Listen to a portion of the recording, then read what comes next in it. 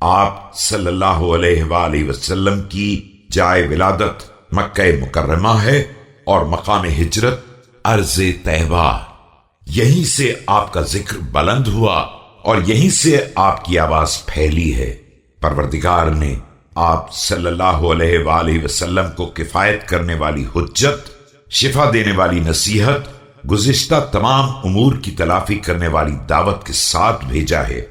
آپ صلی اللہ علیہ وآلہ وسلم کے ذریعے غیر معروف شریعتوں کو ظاہر کیا ہے، وقمع به البدع المدخولة وبين به الأحكام المفصولة، فمن يبتغ غير الإسلام دينا تتحقق شقوته وتنفصم عروته وتعظم كبوته، اور محمل بدعتوں کا قلع قمع کر دیا ہے اور واضح احکام کو بیان کر دیا ہے۔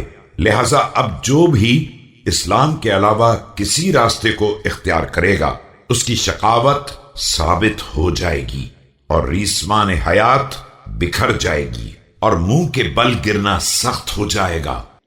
ويكن مآبه إلى الحزن الطويل والعذاب الوبيل، وأتوكل على الله توكل الإنابة إليه، وأسترشده السبيل المؤدية إلى جنته القاصدة إلى محل رغبته۔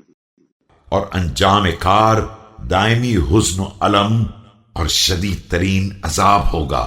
میں خدا پر اسی طرح بھروسہ کرتا ہوں جس طرح اس کی طرف توجہ کرنے والے کرتے ہیں، اور اس سے اس راستے کی ہدایت طلب کرتا ہوں جو اس کی جنت تک پہنچانے والا اور اس کی منزل مطلوب کی طرف لے جانے والا ہے۔